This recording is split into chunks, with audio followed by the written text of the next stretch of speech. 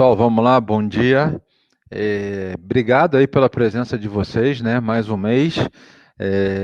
Tentar ser breve, eu acho que foi um mês continuação de tudo que a gente já falou, então vou passar por uma forma de apresentar que considerar que algumas coisas são sabidas já, e dentro disso a gente faz um pouco de dúvidas, caso tenham, por favor, fiquem à vontade, entrem em contato no chat, perguntem para a gente que a gente vai respondendo alguma coisa que aparentemente não ficou claro para alguém, tá? É, Duas mensagens importantes para quem está aí ao vivo com a gente e para quem depois vai ver o videozinho. Mudamos um pouquinho a forma da carta, tá? Mais na organização do que na essência. A gente sempre colocou aqui como item 1.1 a considerações macroeconômicas. A gente fez uma translação para cima, onde o 1.2 virou 1.1, 1.3 virou 1.2 e circulando o antigo 1.1 virou 1.3. Para quê? Para que a carta se torne mais objetiva. Acho que o cenário econômico, vocês são munidos com uma série de lugares, de casas, de visões, então a gente vai deixar isso daí ser bem rapidinho na nossa conversa, tá? Uma outra coisa, mês que vem a gente vai fazer a carta, vai deixar aí no ar, só que nós não vamos fazer esse call, vai ser a primeira vez que a gente não vai, por um motivo simples, vamos estar com uma série de conferências, algumas internacionais, então a agenda vai estar um pouquinho corrida. Então, em cima disso, a gente deixa a carta produzida, e eu acho que assim, do que está tendo no mês, a gente já passa e não vai comprometer, acho que o trabalho de ninguém. Se alguém realmente sentir que tem uma necessidade, ou a gente faz um call, avisa para a gente também que vocês têm alguma consideração sobre isso, que assim, sem material para trabalho, a gente não vai deixar ninguém. É só a questão de marcar a data e fazer tudo que de repente as agendas não vão bater, tá? Mas fiquem à vontade aí para considerações, agradecemos. Dito isso, o que é legal nesse mês, que aconteceu, ele só ratificou o que a gente veio falando aí ao longo de todos os últimos meses. Foi uma crise de fluxo, onde você basicamente teve pessoas necessitando vender, estavam com portfólios errados, vamos dizer assim, e colocaram um volume a mais de papéis no mercado do que o secundário deveria, de uma forma errada, a mecânica de quem estava vendendo foi errada. Isso daí fica uma coisa que realmente atrapalha e bate em preço, não tem como, qualquer mercado financeiro você tem uma oferta maior que a demanda, muda preço, e, e isso daí em conjunto com um mercado de balcão, que ele tem mais trabalho para se fazer, não é uma tela onde você tem uma pedra com todo mundo, faz com que tenha essa disfuncionalidade. Nosso entendimento é que os preços que estavam errados iam bater o Harrock, de novo, voltando para uma coisa que eu já falei várias vezes, batendo o Harrock, limparia o técnico do papel, ou seja, aquelas cartas que estavam com muito desse papel conseguiriam chegar no preço do vendedor, venderiam, fariam caixa, recomporiam o perfil ideal do seu portfólio e os papéis deixariam de sofrer pressão e o preço começaria a baixar. Foi exatamente o que aconteceu, tá? E quanto mais limpo era o técnico do papel, maior a gente viu um fechamento. Além do carrego da carteira que já estava grande, teve fechamento. Foi o que a gente coloca aqui no nosso resultado. A maioria dos ativos das carteiras apresenta algum tipo de fechamento de spread de crédito, e isso foi o que deu resultado muito forte ao longo do mês de janeiro.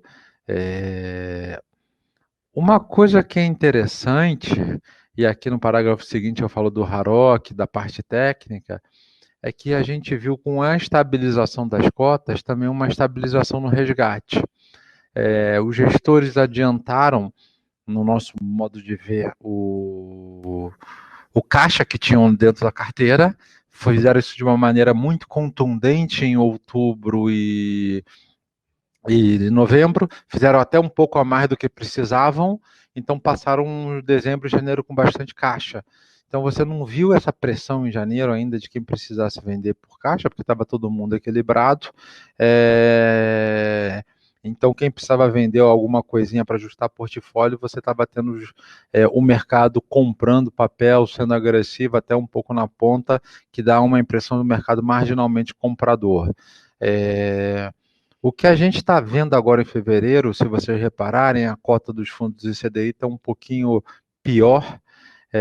A gente percebeu que está tendo um fluxozinho de venda, não seguiu a dinâmica do Harrocks agora, que aconteceu exatamente todos os dias praticamente de janeiro, mas o que a gente está vendo são alguns gestores fazendo uma correção de portfólio. Então, de repente, vem um volume um pouco maior de determinados ativos, está tendo uma pressãozinha de venda, mas quando a gente começa a se informar, a conversar com a turma, essa pressão de venda está vindo muito mais por uma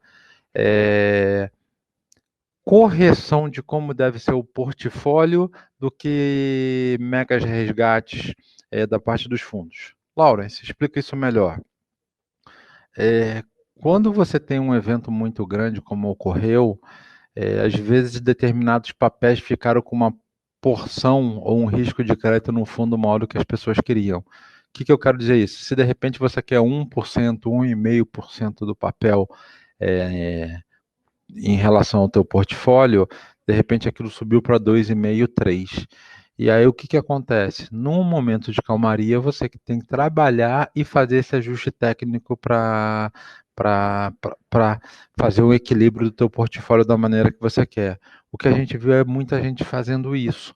Então isso está tendo impedido do que os papéis continuem fechando, dado que eles têm gordura. Então está um mercado mais ou menos equilibrado, com algumas coisas abrindo. Abrindo o que eu estou falando, gente, é papel que saiu de 115 do CDI, foi para 115,3, 115,4, CDI mais 1,40 foi para CDI mais 1,42, 43. Só que na hora que você pega todos os papéis fazendo isso, você tem uma marcaçãozinha que o portfólio roda ali um pouquinho mais perto do 100 do CDI, mas nada preocupante, tá? A dinâmica da indústria ainda é saudável, o que a gente tem visto é só esse ajuste fino que está tendo nos portfólios, e aí fica uma dinâmica de trading que faz um pouquinho dessas micro oscilações de preço. Como os preços já estão com spread de crédito bem altos, então você não tem esses movimentos contundentes, é um ajuste na margem para sair o negócio. Dito isso, para aqueles fundos que têm um pouquinho de risco, você teve um fechamento da curva de pré que não ocorreu no juro real, então essa mistura acaba afetando o portfólio de alguns fundos, tá? Isso também bate muito naqueles fundos que têm a estratégia de debênture redeadas,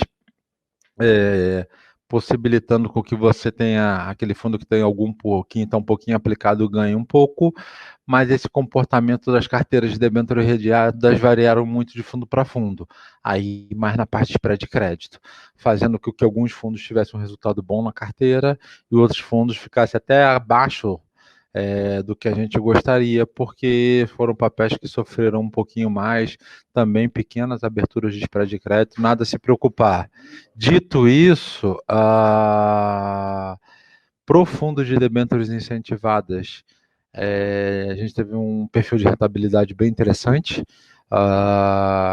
pelo fechamento da curva de juros, pelo fechamento de spread de crédito de grande parte da carteira daqueles ativos, o que está em debênture incentivadas não necessariamente está no debênture redeadas, então isso daí tem uma composição bem heterogênea de fundo para fundo, tá? Então foi uma coisa que a gente conseguiu agregar resultado.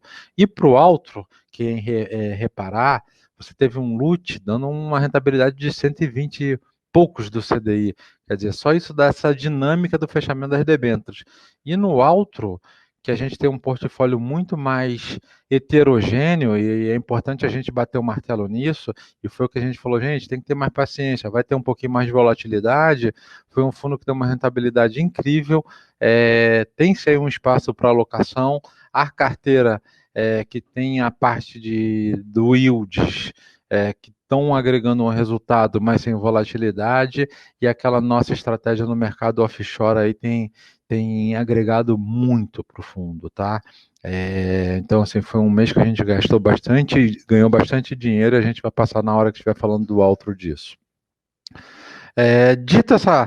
Feita essa consolidação dos resultados do fundo, eu acho que é importante a gente entender, e acho que é a parte que vocês mais gostam, de como é que vai ser o mercado de crédito aí como um todo.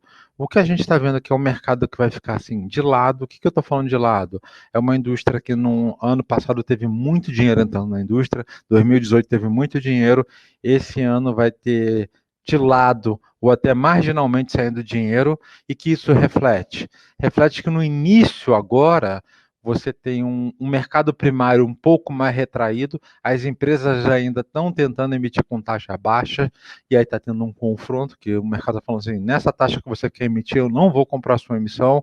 Os bancos que fazem coordenam esse ativo para trazer para o mercado primário, também têm enfrentado um pouco as empresas, e com isso você tem essa dinâmica que ficou esvaziado o primário. Então foi um primário que teve ofertas? Teve, mas a grande maioria baseada naquele mercado de pessoa física que tem isenção fiscal, ou de debêntures incentivadas que também tem a pessoa física e isenção fiscal. Tem algumas que tem um spread tal que a gente consegue comprar no nosso fundo, mas o mercado de CDI, o mercado de institucional está bem parado, porque está essa queda de braço enorme, e a nossa visão é que o mercado vai ganhar. O que isso quer dizer, gente? Que vai ter compra ao longo do ano, emissões vindo com outro preço muito saudável. A gente tem conversado muito com os bancos de investimento, a gente não tem visto oposição à nossa tese que 2020 vai ser um ano onde você vai montar uma carteira bem saudável, até gorda, com preço bem correto, até mais do que correto, porque realmente o dinheiro tá mais escasso, então todo mundo está seletivo, a carteira vai ficar gorda. Então, assim, pro fundo de crédito, é uma ótima alocação que vai ter para os clientes, e eu acho que é importante bater o martelo. Não vai ser talvez um ano de tanto ganho de capital, mas vai ser um ano de carrego bem interessante, tá? Então é isso que a gente fala, é um pouco do como é que está o mercado primário, e o mercado secundário é um pouco consequência disso. O mercado secundário teve trade ao longo de janeiro e está tendo em fevereiro, ajustes de posição, mas não está tendo nenhum volume exacerbado. O que é interessante é, de novo, que eu bato muito a tese que vocês veem muito de jornalistas escrevendo que o mercado secundário tem pouca liquidez, ou algumas pessoas veem que não tem pouca liquidez. Nosso entendimento é que ele tem uma liquidez bem interessante, e hoje em dia eu vejo mais uma limitação por ele ser de balcão e não eletrônico, como é uma Bovespa, de você conseguir até aumentar a liquidez muito mais pela forma que as engrenagens dele estão feitas, e a gente tem visto isso muito com parceiros para melhorar essa fluidez do trading, do que uma limitação de ter participantes querendo comprar e querendo vender. Então, nosso entendimento é que é uma liquidez muito boa, muito bem endereçada, indo muito contra a tese de muito cara que não gasta 3 minutos no dia a dia dele fazendo isso, e sai no jornal dando referência para as outras pessoas. É muito na tese de, acho que isso é o que a gente faz todo dia, a gente tem um pouco mais propriedade para falar disso do que muita gente que sai em jornal, tá? Dito isso, teve 8 ofertas primárias ao longo do mês, maioria focada em pessoas físicas, tem 2 delas que a gente acha que vai participar, mas os book builds não foram em janeiro, vão ocorrer ao longo de fevereiro e início de março, então a gente está olhando, então a gente não teve nada de primário aqui nos fundos, tá? Indo para a página seguinte, o que a gente tem aqui Opa, desculpa. Indo para a página seguinte, é 1.3 o nosso cenário econômico. Nesse nosso cenário econômico, é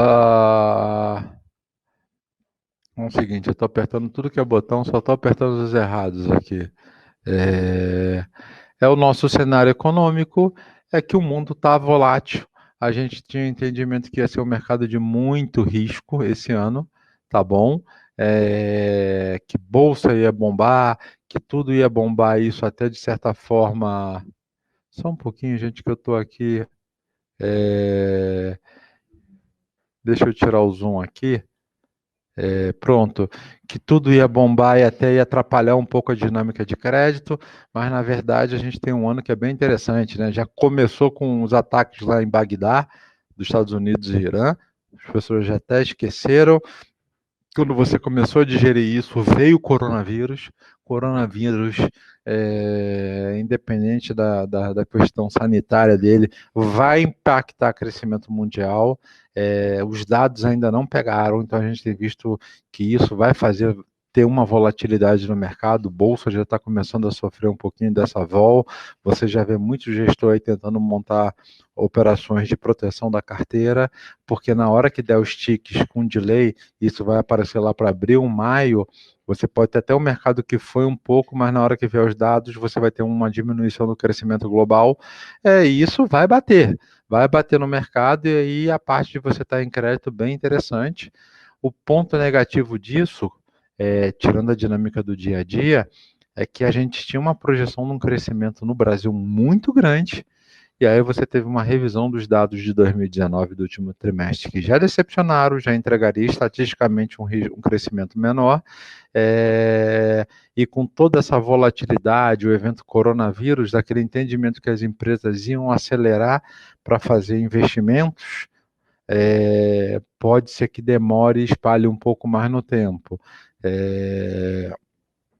Então, isso daí você tem menos emissão um pouquinho do que a gente previa, mas ao mesmo tempo, com esse evento que teve no crédito, isso é compensado pelas emissões que estão vindo com taxas infinitamente melhores, que faz uma compensação, e acho que no nosso mundo de crédito continua neutro, tá?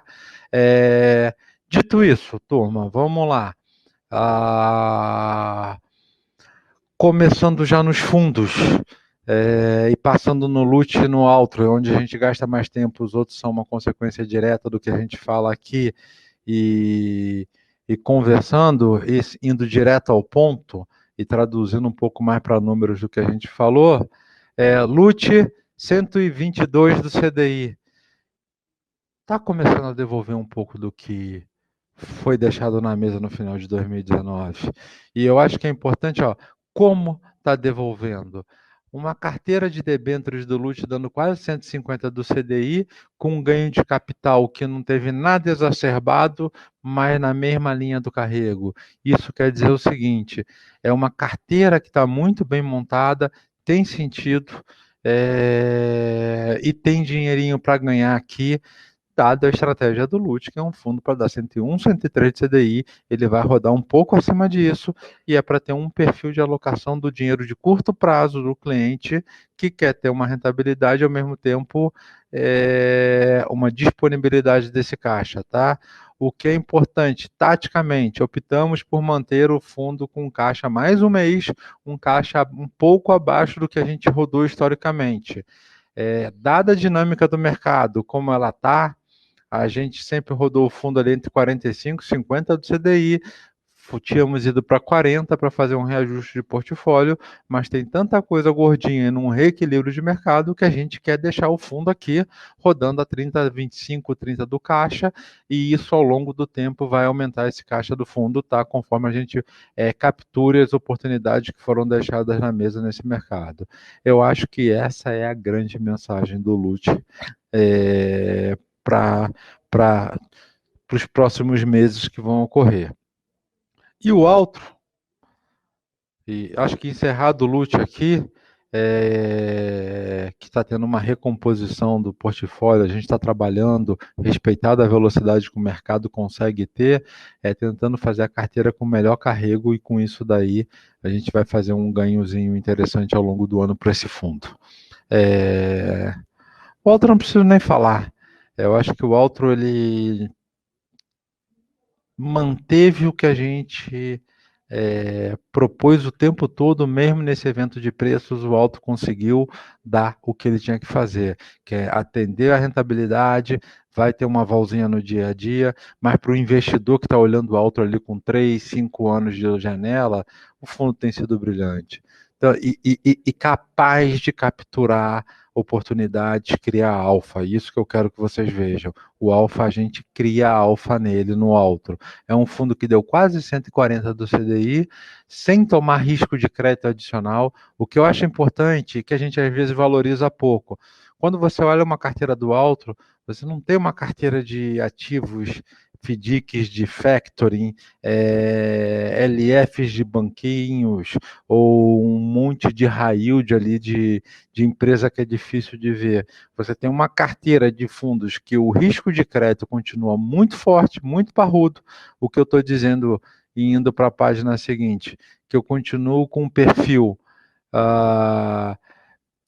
de triple A's e duplo A's muito grandes, com uma região de A razoável, e quando a gente passa um pouquinho para coisas mais baixas, que a gente pegou um FDIC, que é o nosso caso aqui, um FDIC da BRF, que tem uma oportunidade ali, a gente entendeu que a operação estava muito bem estruturada e que tinha uma taxa desigual, então vamos trabalhar ali para ter um pouco desse FDIC e agregar um alfa.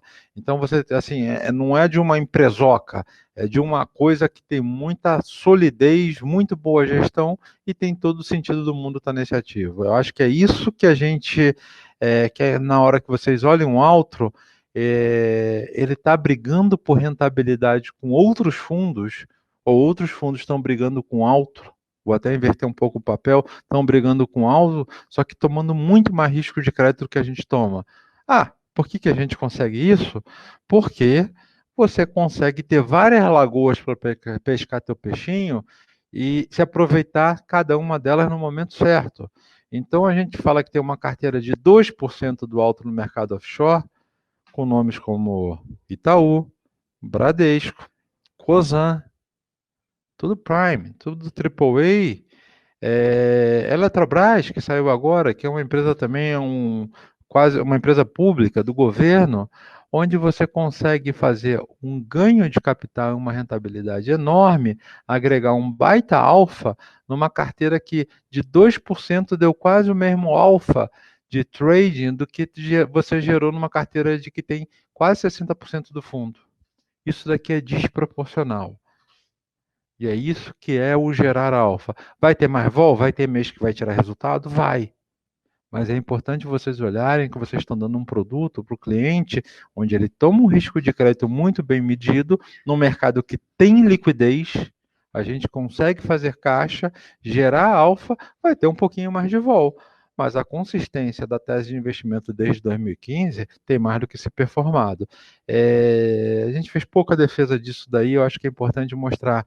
Tem muito gestor de high yield aí que está vindo, flertando com coisas que são boas, não são ruins, mas não são comparáveis. E a grande manha deles é que eles tentam se comparar a esse tipo de fundo e falar: eu dei 5,5% a mais, eu dei 10% a mais do CDI no ano que esse fundo, mas você está correndo risco completamente diferente. Então é só para você comprar coisas que sejam semelhantes e comparar coisas que sejam semelhantes. Nessa linha, carteira de debêntures incentivadas foi uma carteira mais volátil. Das carteiras, o Alto foi a que teve a melhor performance, ali mais ou menos 150 do CDI, mas a gente sabe que essa carteira tem um espaço para dar muito mais, e nas debêntures performando algo em linha do que a gente já falou no LUT, tá? Essa é a grande mensagem. Fundo seguinte, debêntures incentivadas. Esse aqui é uma região que, dado o que ocorreu ano passado, você tem muitos passos, os spread de créditos abriram muito, com esse cenáriozinho, cenáriozinho não, desculpa a palavra, com esse cenário até de uma falta de crescimento mundial, os juros tendem a fechar globalmente. Bonds tende a ser um caminho que você ganha dinheiro e isso vai um pouco em linha do que acontece no Brasil, e é um fundo aí que está dando uma bela oportunidade de investimento para todo mundo. É um fundo que está aberto, ele é pequeno, a gente tem vantagem competitiva, tem um histórico impecável e conseguiu dar uma rentabilidade onde a gente manteve a posição de estar alocado no IMA B5 ainda contra o CDI, mais do IMA B5, a gente conseguiu agregar um alfa aqui de efeito curva, que é posicionamento relativo, é como a gente deixa os riscos comparado com o benchmark, e um efeito de crédito que nem de perto voltou o que se perdeu no último TRI de 2019, mas ele vai fazer isso ao longo do ano e tem espaço para ganhar uma boa rentabilidade. Então é um fundo que tem espaço, se faz interessante na matriz de alocação dos seus clientes, olhem para ele com um pouco de carinho, porque tem uma bela oportunidade aqui de investimento, tá? E para terminar, respeitando o nosso tempo, o fundo de previdência privada, e sendo bem direto e reto aqui, com uma composição de resultados extremamente interessantes, onde você tem uma carteira de CDI performando com o que a gente já falou no LUT no alto, uma carteira de debêntures redeadas é um pouco abaixo, mas ainda assim com uma rentabilidade ok. E o que eu acho importante, é um fundo que tem sido um dos melhores da classe para se fazer a previdência privada. A gente tem entregue um resultado bastante interessante, e para aqueles gestores que têm fundos de fundos, o pessoal tem ignorado, porque tem olhado muito aqui a cota do FIC, mas se você é Icatu, você pode entrar aqui direto nesse master e fazer a composição, que faz uma bela diferença de resultado. E eu acho que o pessoal na parcela de renda fixa de previdência privada que tem que ter, tem se tornado um ótimo produto, e a turma tem de repente não percebido essa mensagem aqui, tá bom? No resto, em linha do que a gente falou do LUT e do Altro, a mesma coisa para o fundo Valore, onde ele teve uma rentabilidade mais ou menos em linha com... Opa, desculpa aqui, gente. O fundo Valore com uma rentabilidade mais ou menos em linha com o que a gente falou do Prev e do LUT, tá? Uma rentabilidade aqui para aqueles que não estão enxergando em torno de 110 de CDI. Dentro da proposta de resultado dele, é uma liquidez D5 e com um ativo bastante interessante para a alocação do cliente de vocês. Tentei ser o mais breve possível, estou à disposição aí para dúvidas, perguntas. Eu acho que ali no call de novembro teve muita pergunta, turma com muita dúvida. O que a gente falou mais ou menos que ia acontecer, aconteceu, com uma coerência no discurso. O importante que eu peço para vocês façam também essas perguntas para a gente, tirem as dúvidas, usem a gente também nesse momento um pouco mais de tranquilidade, tá?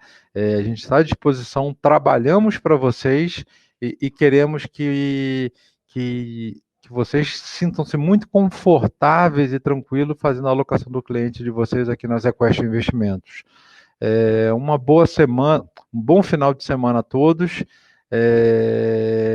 Nos vemos agora só lá em abril para esse call, mas estou aqui à disposição. Quem tiver dúvida, a gente vai ficar mais 2 minutinhos para tirar, ou entre em contato com a gente, tá?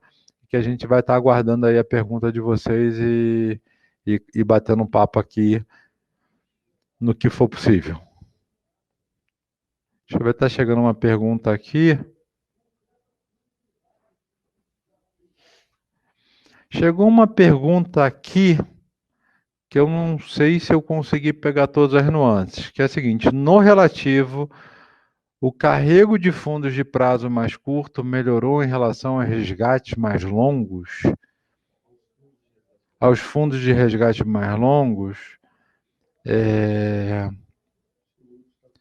Se a pergunta foi o carrego do LUT está melhor do que o carrego do Altro, eu não sei se foi essa a pergunta que vocês fizeram, e foi como eu usei as palavras.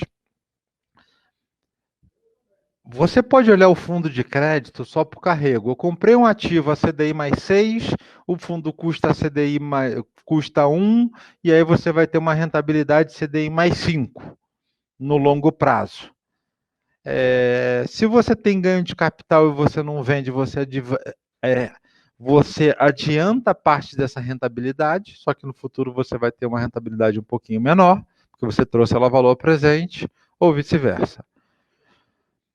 O que eu bati aqui, quero mostrar para vocês, é que se você olhar historicamente a carteira de um Altro e do LUT, eles tiveram o gap de carrego, ou seja, quando você olha o carrego do LUT, quanto o LUT foi dando no mês a mês, e você olha o carrego que o Altro tinha e ele foi dando no mês a mês, o Altro agregou mais alfa. Então, o que, que eu quero que vocês enxerguem?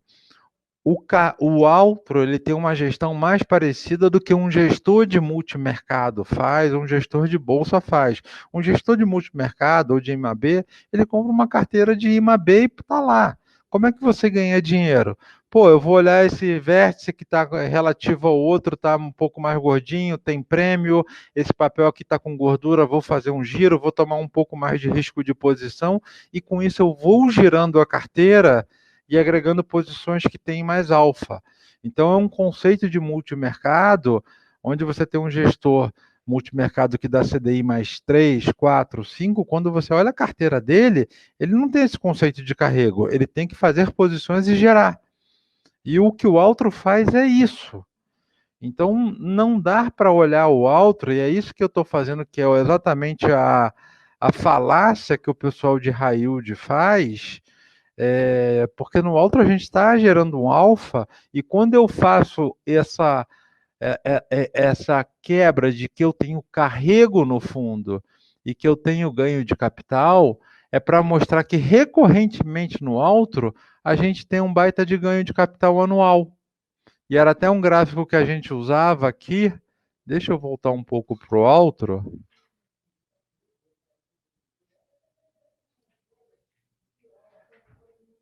E que não botaram aqui na carta, depois eu vou voltar, que era uma curvinha que tinha na carta do mês anterior, o quanto o alto está agregando de alfa ao longo do tempo.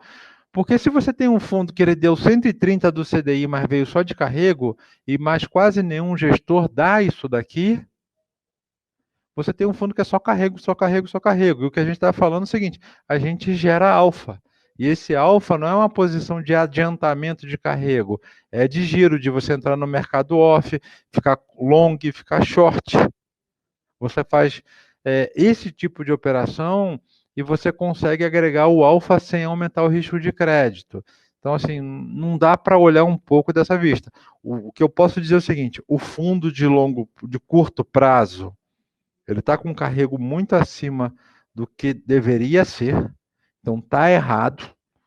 E o outro, que você olha no mais longo prazo, ele se aproveita desses mesmos ativos que estão com carrego errado, mais a parte que a gente gera alfa. Por isso que deu esse resultado. Isso é válido para a nossa carteira, tá? A carteira do vizinho, eu não sei se ele arma e pensa da mesma maneira que a gente pensa. Então fica difícil você falar isso no universo geral, porque você tem que olhar a carteira de cada um e a estratégia que o gestor faz. Não sei se eu fui claro. Fui claro na resposta de como olhar isso? Pô, legal, obrigado. Qualquer dúvida, pega o telefone, liga pra gente, fala com o pessoal do comercial, a gente bate um papinho, discute um pouquinho mais disso daí, tá bom?